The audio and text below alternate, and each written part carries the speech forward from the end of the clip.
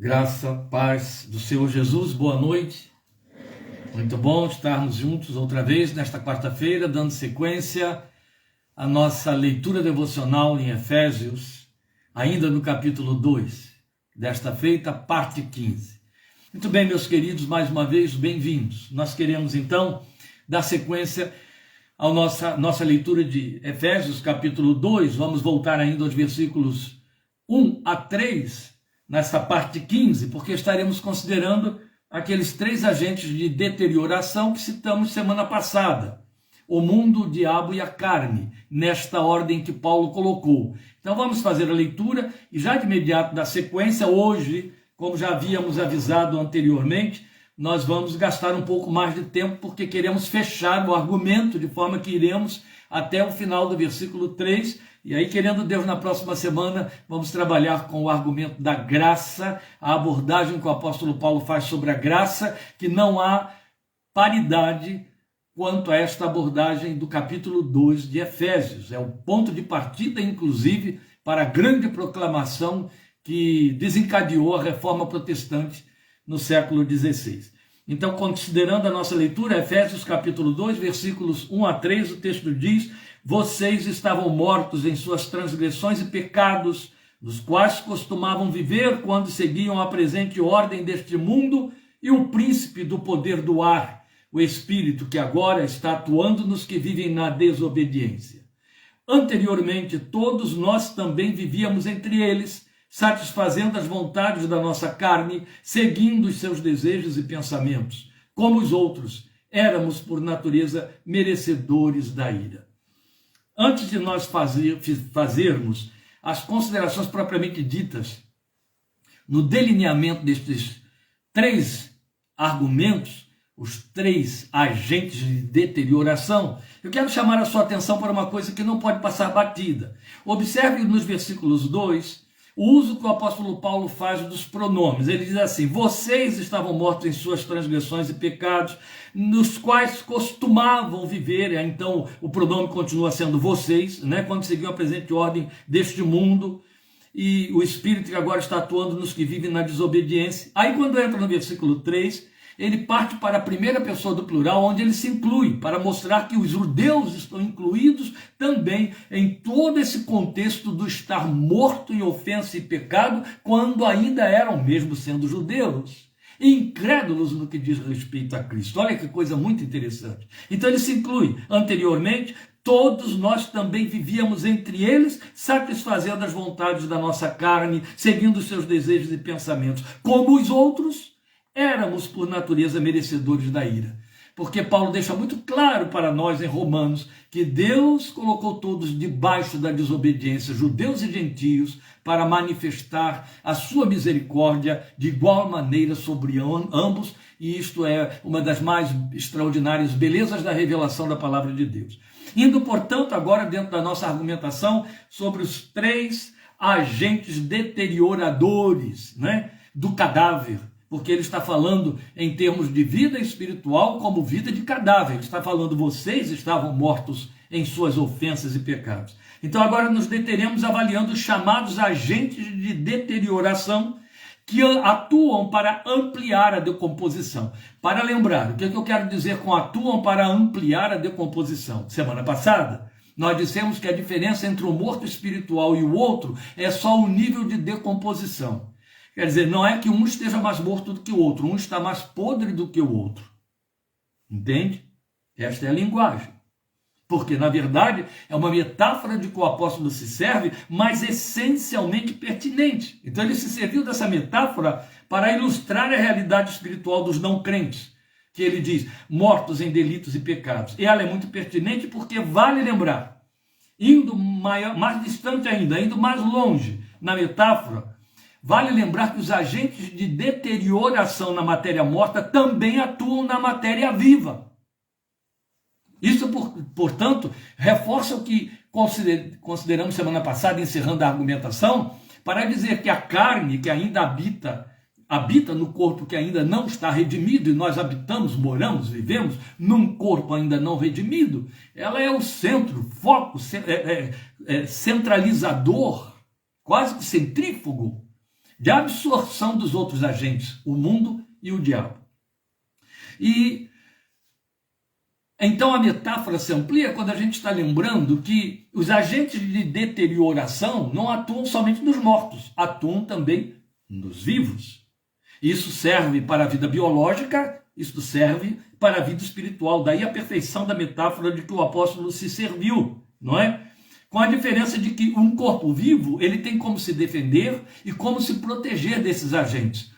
O corpo morto não, ele só vai se decompondo cada vez mais, não é? Então, do contrário, se não houver defesa, se não houver proteção do corpo vivo contra esses agentes, vão surgir processos inflamatórios, infecciosos, que até mesmo, crescendo a infecção, septicemia e etc., comprometem a vida.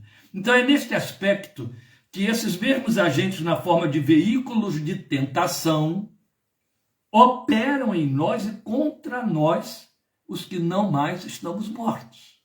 Porque fica claro aqui que Paulo coloca no passado, nós estávamos, mas agora adquirimos vida em Cristo Jesus. E os que ainda não nasceram de novo continuam mortos em delitos e pecados aos olhos de Deus. Quero lembrar também, meus queridos, já que estamos fazendo o fechamento da argumentação que estava na semana passada, que aqui Paulo está fazendo uma exposição do pecado para nós, aos olhos de Deus, como Deus vê o pecado, visão que a gente se protege, evita ter, quanto a nós e até quanto àqueles a quem queremos bem. Mas a verdade é que, por mais próximos de nós que estejam os que amamos, se a semelhança da experiência que tivemos de crer no Filho de Deus, não creram ainda, não vivem para ele, estão mortos em sua ofensa e pecado e se decompondo, Então, o primeiro desses agentes, conforme a posição da abordagem que o apóstolo faz, é o mundo.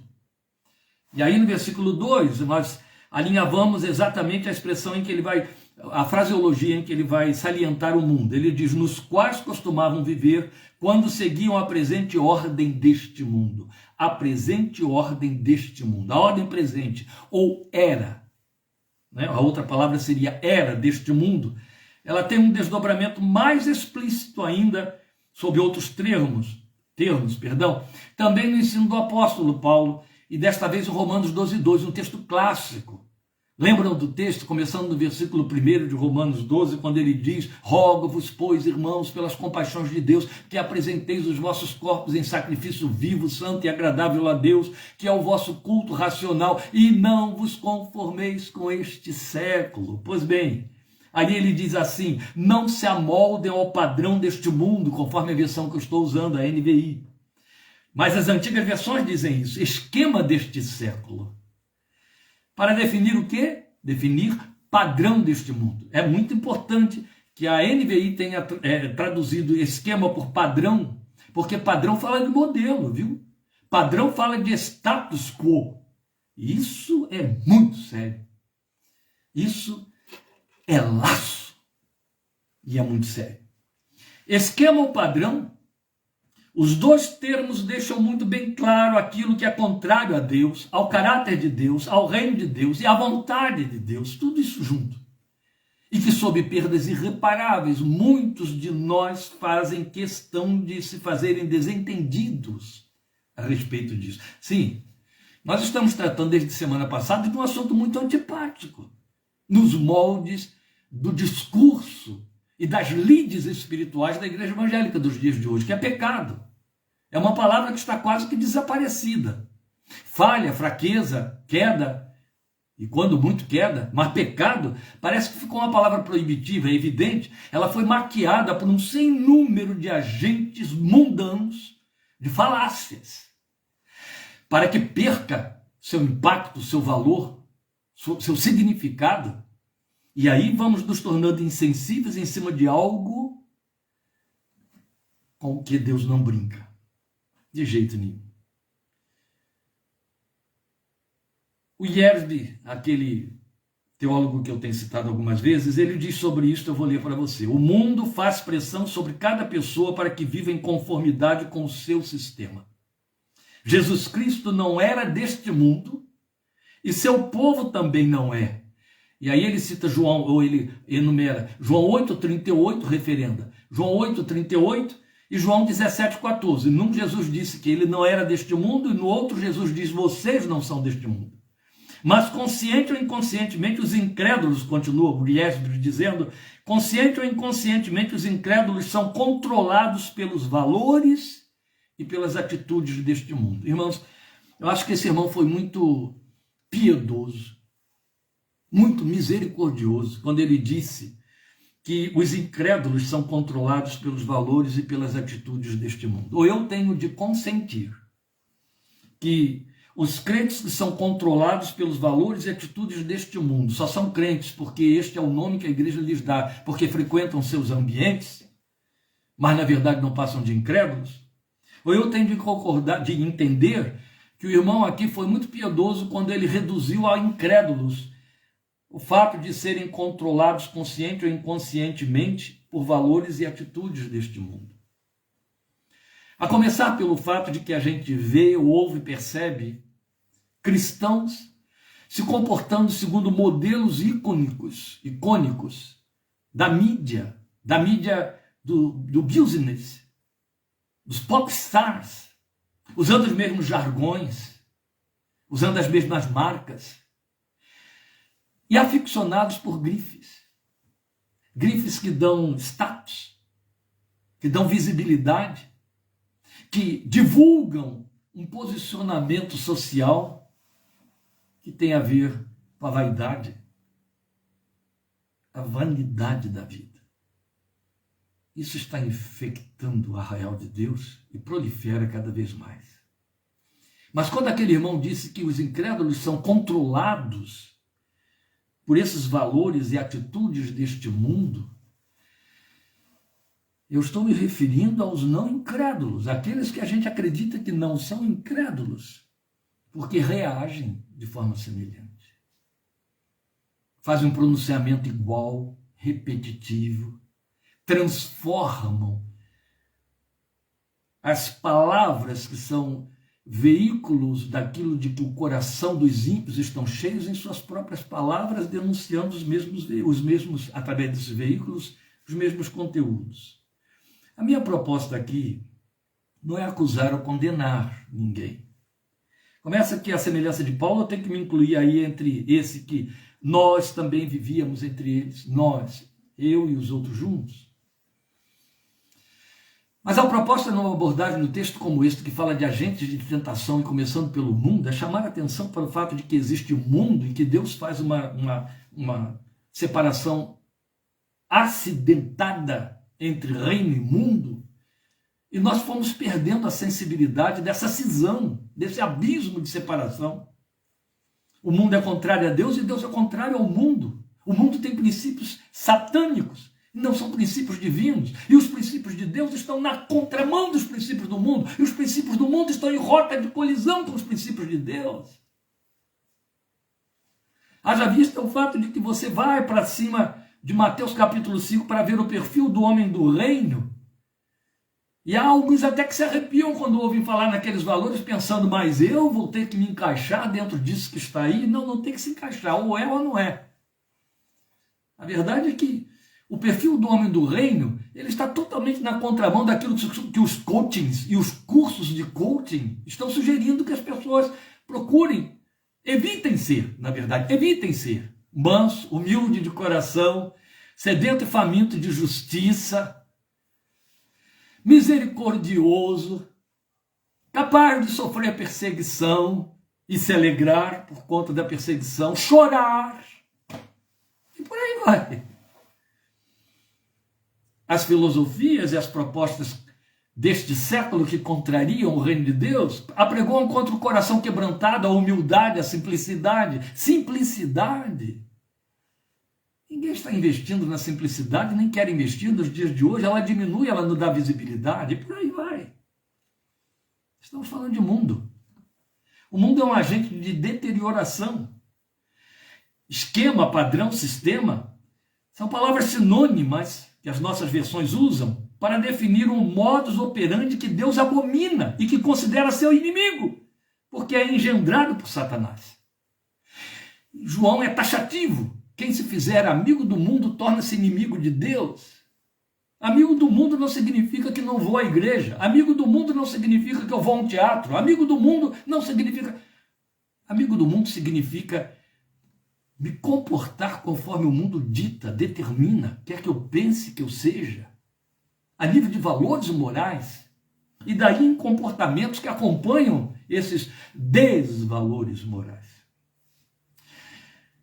E nada mais apropriado como ferramenta nutridora e promotora de esquemas do que política, filosofia, ciências psicológicas e até mesmo o processo educacional, porque, na verdade, tudo aquilo que procura normalizar o pensar e o agir do ser humano tem um poder de influência, porque trabalha a alma, influencia o pensamento e molda o comportamento tanto nas ciências, na arte, quanto na política. Então o mundo investe em tornar o homem o centro do universo. É o retorno ao humanismo. O humanismo nunca saiu do seu lugar. E assim, pretende tirar Deus e a sua palavra de cena. Esta é a razão porque a própria Bíblia tem sido substituída nos atos de culto por uma série de outros eventos e situações que ocupam aquele pouco espaço que as pessoas se permitem como adoradores para deixar um espaço mínimo ou nenhum para o exame das Escrituras. E aí a gente pensa, e há aqueles que pensam que ouvir uma palavra de pregação de alguns minutos dá o alimento espiritual de que a pessoa precisa por uma semana inteira. Leda engano. Então isso é muito sério. Eu quero lembrar a você que se o diabo puder, eu quero lhe dizer com autoridade, e ele pode, lamentavelmente, se ele puder, ele vai usar até mesmo os púlpitos para disseminar seus conceitos e suas ideias. Isso está acontecendo com tanta rapidez e com tanta frequência. Haja vista a tendência cada vez mais frequente em que nós vamos vendo o mundo procurando tornar normal aquilo que ele fez cair em lugar comum. Você percebe? Ele vai tornando tão repetitiva a coisa que, num dado momento, nós, como igreja, como cristãos individualmente, abominávamos, rejeitávamos e não aceitávamos. Ele vai tornando tão comum, tão repetitivo através das suas fontes, dos seus agentes, através do seu poder controlador de mídia, que por cair em lugar comum, vira norma. E nós mesmos acabamos considerando normal. E a igreja vai aderindo sem o perceber. É fácil de ver nas artes que exercem influência sobre os conceitos familiares. É também fácil de ver nas decisões políticas que depressa se transformam em leis. Isso é mundo. O mundo é silencioso. Apesar de seus alardes, é silencioso. É silencioso. E a gente vai se acostumando, vai se acostumando. Mesmo porque rejeitar, denunciar, se pronunciar contra, estigmatiza. E aí o silêncio é mais bem-vindo. E acabamos incorrendo naquele adágio: quem cala, consente. O outro agente, porque eu preciso ir avançando, ainda no versículo 2, de que Paulo fala, é o diabo. Então ele nos fala do diabo como segundo agente, nesse versículo 2. E aí eu acho interessante essa sequência. Ele põe mundo depois do diabo, porque o mundo é o próprio diabo disfarçado, escondido. Por isso que eu disse que o mundo age de forma silenciosa. É o diabo agindo lá. Porque, vamos ver, ele tem títulos que apontam de forma muito definida nesta direção. E quem mais deu título a ele foi Jesus. Sabia disso? Pois bem, o apóstolo escreve assim, aí no versículo 2. É o príncipe do poder do ar, o espírito que agora está atuando nos que vivem na desobediência. Vou ler todo o versículo 2 para salientar melhor esta última parte. Nos quais costumavam viver quando seguiam a presente ordem deste mundo e o príncipe do poder do ar. E não é e do príncipe. Ao seguir a presente ordem deste mundo, seguiam o príncipe do poder do ar, o espírito que agora está atuando nos que vivem na desobediência. Porque ele não pode colocar isso no passado. Seguiam o príncipe dos poderes do ar. Esse príncipe dos poderes do ar, quer estivesse sendo seguido antes ou não esteja sendo seguido, ele está atuando, é isso que ele está dizendo, atuando nos que vivem na desobediência. Precisamos entender isso aqui passo a passo. Veja, já aqui mesmo, neste texto, o adversário recebe 2 títulos que o definem como alguém que detém poder e influência. Ele diz, príncipe do poder do ar e espírito que está atuando. Então deixa claro de quem ele está falando, não é? Jesus chamou esse príncipe do poder do ar de príncipe deste mundo. Ora, não estamos falando, portanto, do mundo criado. Não estamos falando da obra da criação de Deus, estamos falando do esquema que se apoderou dele e que opera nele. É a este mundo que Jesus se refere. É o mundo invisível, que só tem visibilidade através dos seus efeitos. Jesus está dizendo que o diabo é o príncipe dele, é o principal dele, é o que o rege. E Paulo, em Coríntios, segundo aos Coríntios 4, chama-o de Deus deste século. Então são títulos muito fortes. Príncipe e Deus. Deus com D minúsculo, é evidente, mas para falar de divindade. Para falar de alguém que recebe adoração, porque divindade recebe adoração, recebe culto. E não esqueçam, na tentação foi exatamente o que ele propôs a Jesus, ele queria culto. E é bom que a gente saiba que cultuar não significa apenas me curvar diante e prestar homenagem, significa obedecer, cumprir, andar segundo as normas de. Isso é cultuar. E o diabo quer isso e recebe, viu, gente? Ele recebe. Agora, vários outros termos nas Escrituras se associam a esses para descrever o diabo. Ele é chamado de antiga serpente, dragão, besta, títulos nada louváveis. E também foi chamado pelo Senhor Jesus de ladrão, pai da mentira e homicida. Percebe? É uma salada de coisa podre, de que não presta, que o caracteriza, que mostra quem ele é. Bem, aí alguns diriam, bem, mas basta saber que ele é o diabo, eu não quero nada com isso. E a gente até inventa outros títulos, né? Tem gente até que eufemisticamente chama de a coisa feia, o coisa ruim, o ferrugem, e outras coisas mais. E esses títulos eufêmicos são isso mesmo, são eufemismos, só aliviam, só atenuam. O diabo é tudo que não presta, ele é a fonte do mal. Agora, não estamos falando apenas do diabo pessoa, mas o diabo influência, o príncipe deste mundo ou o espírito das potestades do ar, de que Paulo falou. E é aí que teria de residir a nossa preocupação. A sua falácia, o seu poder de engano é de tal ordem que ele se serviu da doutrina da igreja para apresentar uma cara que não o revela. A cara do diabo poderoso, que oprime os corpos das pessoas, que botam doença dentro das pessoas. Então, desviou a atenção dessa sua influência sinistra e silenciosa para uma coreografia, uma movimentação que até virou espetáculo circense de cultos, que na verdade é inócua em si mesma, esconde o verdadeiro poder e o verdadeiro efeito maligno do inimigo da fé. Isso é muito sério. Por isso que os títulos que Jesus deu a ele são muito pertinentes e deveriam nos preocupar. Muito mais do que nos preocupar com os títulos que se dá através de religiosidades e de animalismos e outras coisas mais. Os nomes que se dá aí com variantes em cima de seitas pagãs e tenebrosas. Os títulos são mais pertinentes, são mais apropriados, são mais denunciadores que Jesus e a Bíblia apresenta. Antiga serpente, dragão, besta, ladrão, pai da mentira, homicida. E aí, como pai da mentira, meu Deus, quantos filhos o Deus deste século produz e tem. Paulo diz aqui que ele atua nos filhos da desobediência.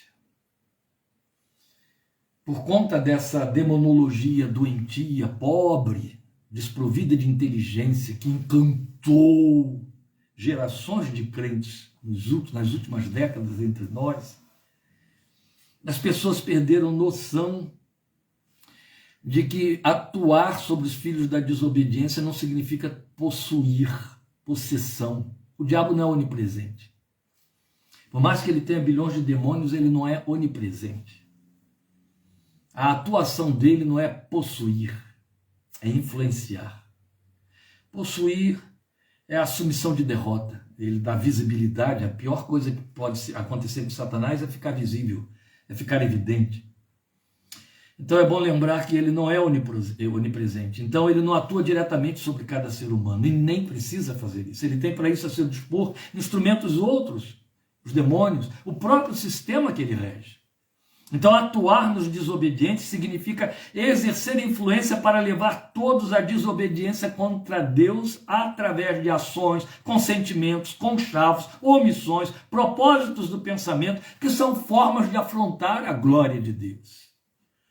E como disse o Senhor Jesus, quem se submete a cumprir seus desejos, se faz servo dele porque o obedece, servo do diabo porque o obedece, cumpre a sua vontade. Jesus disse isso tacitamente, textualmente, está em João capítulo 8. E as principais ferramentas do diabo como agente de deterioração são a mentira e o homicídio, que não significa necessariamente assassinato, ou assassinar o assassínio, mas minar a vida e a sua dignidade, levando a diversas protomortes, que acabam redundando em morte biológica, de fato, como miséria, desemprego, enfermidades disseminadas, não combatidas, não. Isso tudo são ingerenciamentos do maligno para produzir morte, humilhação, destruição da moral do lar, desordem doméstica, desafetos, sabe aquela série de fatores que caracterizam o homem mundano dos últimos tempos, de que Paulo falou para Timóteo: desafeiçoados, inimigos de Deus, mais amantes dos prazeres do que amantes de Deus, e por aí afora. Isso tudo são promoções de antivida, promoções de morte, engendradas por Satanás, que levam à morte de valores, levam à morte dos laços familiares, levam à morte de recursos, levam à morte de capacidade de bens, de acesso a bens, de vida, e por aí vai. E isso se amplifica e tem mais focos, tem bolsões em alguns lugares mais do que em outros, dependendo de quem está mandando ali. Qual é o poder regente mais atuante e mais obedecido na região? É muito sério. Depois, em último lugar, em terceira instância, o apóstolo aponta o terceiro agente, agora no versículo 3, que é a carne. Vamos ali.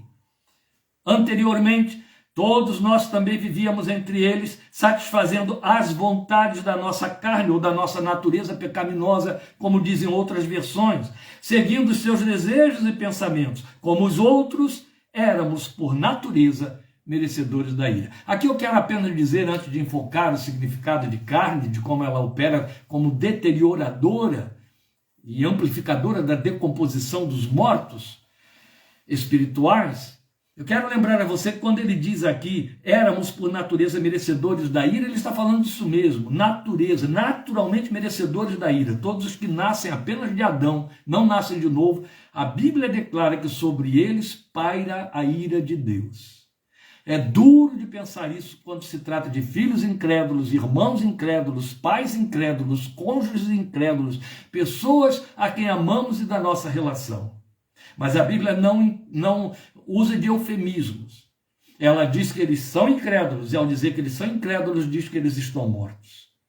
E aí pensar neles sob a ira de Deus é algo que nos dá desconforto, mesmo porque nós criamos uma ideologia do Deus bonachão de tal maneira que pensar nessa ira não cabe lugar, especialmente se pensarmos que aqueles a quem amamos estão debaixo dela, mas a Bíblia diz que estão debaixo dela como nós também estávamos. A única diferença que existe é que você, como crente, santifica os que lhe estão sujeitos, o que não significa que eles se tornam santos para viverem para Deus. Cada criatura é responsável na sua própria confissão diante de Deus. Santificar através da sua vida significa que você os separa através da sua oração. Você os torna objetos do cuidado de Deus na sua oração, o que não significa que a ira de Deus não está pairando sobre eles, mas você está invocando a misericórdia do Senhor. Nós temos exemplos clássicos disso, históricos, que servem para nós como tipos ilustrativos. E eu quero lembrar a você aquela praga que matou 70 mil nos dias de Moisés e de Arão, por conta dos filhos da desobediência. Moisés ouve Deus dizer: sai do meio deste povo porque vou destruí-los. E aí Moisés, como um sacerdote, como um intercessor, exatamente o papel que você pode exercer como chefe da sua casa, desde que haja dignidade também nessa colocação de chefe da casa, não se filie, não se confie no fato de que você porta a Bíblia ou tem uma carteirinha de membresia evangélica que lhe dá essa autoridade em hipótese alguma. Mas se você de fato é homem de Deus, é mulher de Deus, você exerce esse papel de sacerdote dentro da sua casa e a favor da sua família. Moisés ouve Deus dizer, sai daí, eu vou te dar um povo melhor do que este. Moisés diz, não, Senhor, não, de jeito nenhum, não faça isso. Perdoa este povo. Então o que Moisés faz é preparar um incensário, pedir a Arão que vá lá correr no meio daqueles que ainda estão vivos e entre os que estão mortos e os vivos e ofereça incenso ao Senhor para aplacar a ira do Senhor. E a Bíblia trabalha com isso, cria redundâncias em termos de significações para dizer que, usando a linguagem de Apocalipse 5, o incenso são as orações dos santos para mostrar o poder que a oração intercessória tem para aplacar a ira de Deus. Isso não quer dizer que eles deixem de ser filhos da ira, mas isso quer dizer que a ira de Deus deixa de se cumprir ou deixa de ocorrer nos moldes em que ocorreria se você não fosse um intercessor. Isso vale também para os que não são da sua carne, desde que você seja intercessor. Lembre, você é sal da terra e luz do mundo. Você está neste mundo como luzeiro, Filipenses 2,15 diz isso, de forma que não é apenas uma questão de ser referência, mas de salgar aquilo que de outra maneira se deterioraria rapidamente e sem freio. Se o sal for insípido, Jesus já avisou, para nada mais serve, a não ser para ser lançado fora e pisado pelos homens. Percebe, meu querido e minha querida, que diante da palavra de Deus a gente tem de trabalhar com conceitos e revelações graves, sérias e comprometedores. Há um clichê que se tornou muito popular porque foi estampado em camisetas. Ele é nobre. Para ter se tornado popular, de ter se tornado frequente, não vulgariza o seu significado. Mas ele tem um desdobramento sério. Sabe, eu estou me referindo àqueles cartazes colocados no peito de pessoas ousadas que mandam escrever estas coisas nas camisetas e saem aí pela rua. É fácil levar Jesus no peito, difícil é ter Jesus no coração. Isso é uma verdade. É fácil falar sobre as coisas de Deus. É fácil dizer que a gente ora e é fácil orar. Difícil é obedecer, é cumprir a palavra, é assumir compromisso com ela, é deixar que ela entre. Lembra, eu preguei domingo, os que estiveram acompanhando, a gente já viu que foram bem poucos os que acompanharam, porque são temas que não são muito atraentes, eu sei, reconheço, mas eu preguei sobre domingo sobre aquela palavra de Pedro dizendo, afasta-te de mim, Senhor, porque sou pecador. E ali eu fiz uma colocação que é muito séria, que tem de preocupar homens e mulheres de Deus, responsáveis pelas almas dos que lhes foram confiados. O fato de que, para alguns de nós, admirados pelo milagre, é melhor dizer, Senhor, afasta-te de mim porque sou pecador, porque se o Senhor entra dentro da minha situação, o estrago é muito grande. Muita coisa vai ter que ser posta de lado, renunciada, rompida. Os homens e mulheres de Deus, meus queridos, no passado, eu estou me referindo ao Velho Testamento, especialmente porque a lei imperava, pagaram um preço muito caro para serem recebidos na presença do Senhor. Eu quero lembrar a você, e eu fiz menção disso domingo, de outra maneira, que quando Israel voltou do seu cativeiro para onde tinha sido levado por punição divina, Deus os puniu com 70 anos cativos aos assírios em Babilônia. 70 anos depois, 70 anos é muito tempo, gente, é muito tempo. 70 anos depois, eles voltam e há uma nova geração. Eles foram para dentro daquele cativeiro falando aramaico e hebraico. E lá tiveram que se misturar, criar uma miscigenação com a cultura local, especialmente debaixo do tacão de Nabucodonosor. Passados 70 anos, quando eles voltam, Esdras e Neemias descobrem que aquele povo, os filhos de Deus, tinham se misturado de tal maneira que casaram com aquelas mulheres Asdoditas, aquelas mulheres cananéias, e os filhos deles estavam falando um dialeto que era uma mistura da língua da terra, da língua de seus avós, com a língua de suas mães, meio asdodita. A decisão foi implacável. Esdras e Neemias disseram para eles: querem voltar? Querem estar de novo dentro da cidade que Deus elegeu? Despeçam suas mulheres e seus filhos, com quem vocês casaram em desobediência. O preço é caro, sabe? O preço da desobediência é muito caro. O preço de seguir a Jesus é muito alto. Não estou falando de obras, eu estou falando de separação. O mundo é inimizade. Eu tenho que farejar o que é mundo para não ser visto lá dentro inimigo de Deus. Eu tenho que fazer uma autoavaliação da minha linguagem para ver se eu estou falando meio asdodita. Qual é o idioma que eu estou trazendo? E o idioma não significa verbalizações de textos bíblicos, de verbetes bíblicos, o famoso evangeliquez, o sangue de Jesus tem poder, oh glória, está amarrado. Não, não é isso. Estamos falando da linguagem de Sião, aquela linguagem que produz o que Paulo disse em Efésios, veremos isso no tempo certo, capítulo 5, que produz graça nos que ouvem. Eu vou aliviar você com essa abordagem que está pesada, encerrando essa argumentação aí sobre a carne. Então vamos considerar aqui, ele diz que éramos por natureza merecedores da ira, e a pergunta que fica é: onde a carne está? Já dissemos, já vimos, está escrito aqui, natureza pecaminosa. Onde ela está? Eu me converti, ela desapareceu? Ah, eu e você sabemos que não, não é?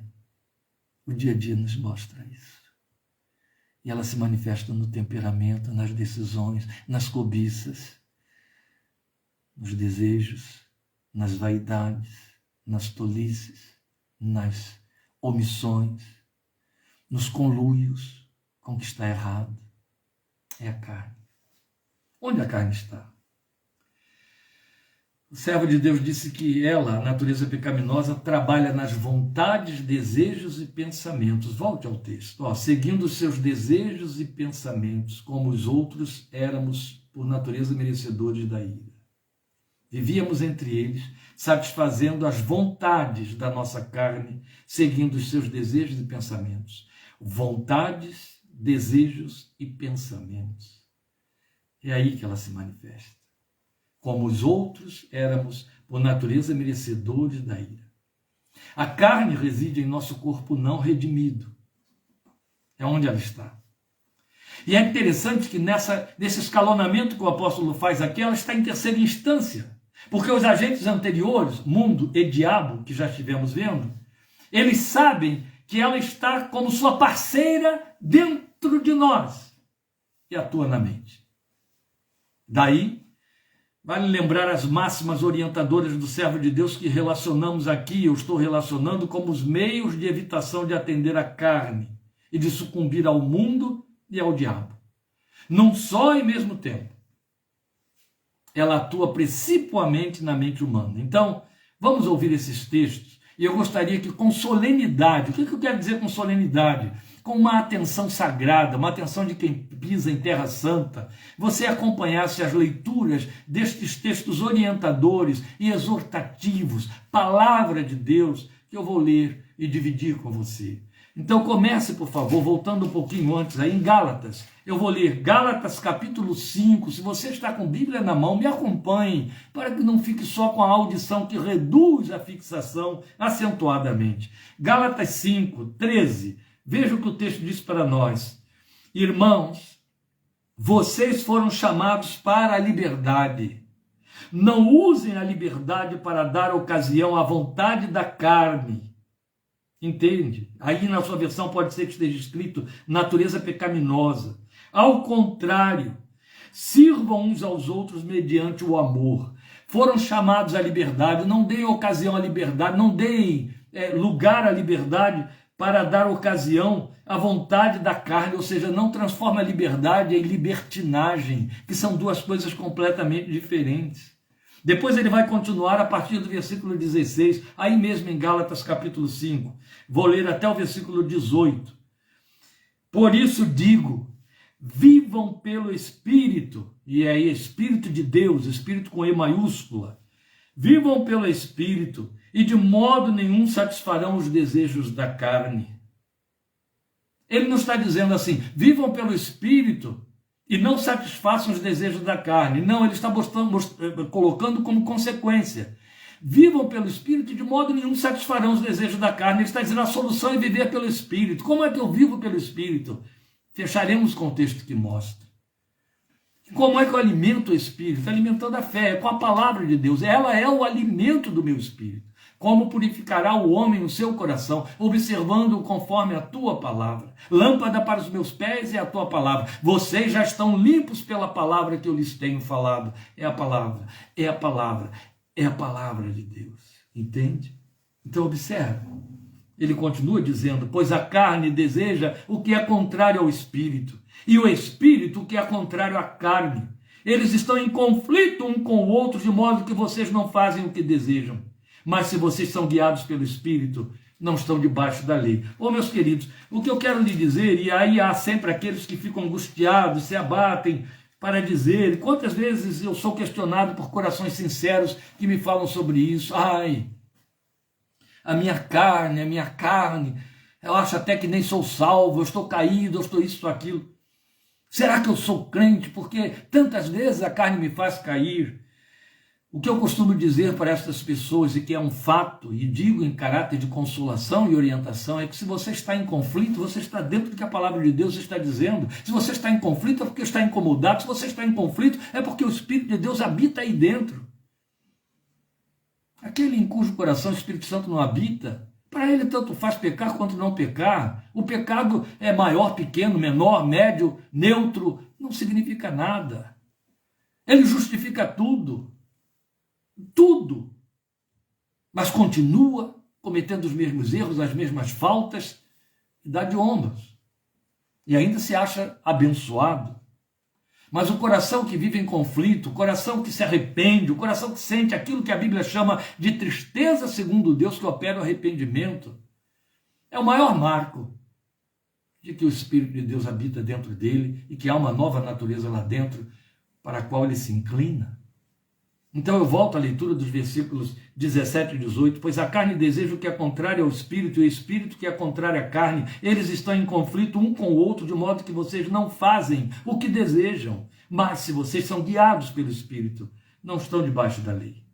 Depois ele vai nos apresentar Gálatas 6,8. E em Gálatas 6,8 o apóstolo diz, quem semeia para a sua carne, da carne colherá a destruição. Mas quem semeia para o Espírito, do Espírito colherá a vida eterna. Você percebe como se trata de uma santificação ativa? Você tem os elementos, os insumos, as sementes, a palavra de Deus, a vida de adorador, que são sementes para o Espírito. Mas você tem as obras da carne, as influências do mundo, seu televisor te infectando todo dia, as suas leituras, suas conversas, aquele papo fiado, todas essas coisas, os contatos, os influenciadores humanos, parentes, amigos, colegas de trabalho. Tudo isso são sementes, e a Bíblia diz, você tem que saber rejeitar umas e usar as outras, você tem que querer rejeitar umas e usar as outras, porque a semente que você lançar, ela vai te trazer fruto. Então ele está dizendo exatamente isso no versículo 8, quem semeia para a sua carne, da carne colherá destruição, mas quem semeia para o Espírito, do Espírito colherá a vida eterna, aleluia. E por último, eu deixo com você o texto de Romanos, capítulo 8, o livro e o capítulo máximo da Bíblia. Romanos capítulo 8, versículos 5 a 8, onde Paulo vai falar isso de novo com outras palavras. Ele diz assim, quem vive segundo a carne tem a mente voltada para o que a carne deseja, mas quem vive de acordo com o Espírito tem a mente... Houve uma interrupção e eu só gostaria de uma sinalização aqui mostrando se voltou para você, porque fui de novo aqui frustrado pela minha conexão, que eu já estou cancelando. Ainda hoje já procurei nova empresa para nos fornecer uma conexão digna, e eu estou abandonando esta, mas eu gostaria de saber aí se voltou, tá bom? Obrigado, Fátima, Amém, obrigado. Então vamos dar sequência. Eu vou voltar à leitura do texto de Romanos 8, versículo 5, que diz: quem vive segundo a carne tem a mente voltada para o que a carne deseja, mas quem vive de acordo com o Espírito tem a mente voltada para o que o Espírito deseja. A mentalidade da carne é morte, mas a mentalidade do Espírito é vida e paz. Que lindo! O pendor do Espírito, a inclinação para o Espírito é vida e paz. Paz. A mentalidade da carne é inimiga de Deus porque não se submete à lei de Deus, nem pode fazê-lo. Quem é dominado pela carne não pode agradar a Deus. É palavra de Deus, amados. É a sua palavra nos ensinando e nos exortando. Eu encerro, antes de completar 1 hora, uma lição prática de profilaxia espiritual que está em Filipenses 4:8. É o nosso penúltimo texto, eu não vou comentá-lo, eu só vou ler. Eu estou chamando de profilaxia espiritual. É um conselho de Paulo. Filipenses 4:8, conhece o texto, o que ele diz? Finalmente, irmãos, tudo o que for verdadeiro, tudo o que for nobre, tudo o que for correto, tudo o que for puro, tudo o que for amável, tudo o que for de boa fama, se houver algo de excelente ou digno de louvor, pensem nessas coisas. Sabe, de boa fama aqui não significa que faz sucesso. De boa fama é que tem honradez. Aquilo de que a gente não tem que se envergonhar e não tem que esconder, que ocupe o nosso pensamento. A carne trabalha na mente, entende? Alimente aí. Por último, o texto que nos apresenta a eficiência de uma vida espiritual plena e aprovada, que é uma ordem. Efésios, capítulo 5, versículo 18. Eu e você teríamos de tê-lo decorado em nosso coração muito mais do que em nossa mente. Não se embriaguem com vinho que leva à libertinagem, mas deixem-se encher pelo Espírito. Se a palavra de Deus recomenda e aconselha, é porque está acessível a nós, e é possível. Deus te deu uma vida inclinada a se santificar e a lançar para longe os elementos deterioradores que não pertencem mais à nossa vida com Cristo. Pertenciam à vida que tínhamos lá atrás, no passado. Estávamos mortos, mas agora Deus nos deu vida em Cristo Jesus, que é justamente de que vamos estar falando a partir de semana que vem, em nome do Senhor Jesus. No versículo 5 do capítulo 12, Paulo diz: mas Deus deu-nos vida em Cristo Jesus. E aí vamos falar sobre a graça, a maravilhosa graça de Deus. Até amanhã, 8 da noite, gostaria muito de encontrar você aqui conosco, recebendo a palavra profética de Deus para as nossas vidas. Deus te abençoe, obrigado por sua companhia, participando conosco esta noite, Bíblia aberta com esse desejo e interesse em crescer na graça e no conhecimento do Senhor Jesus. Deus te abençoe muito e até amanhã, em nome de Jesus. Amém.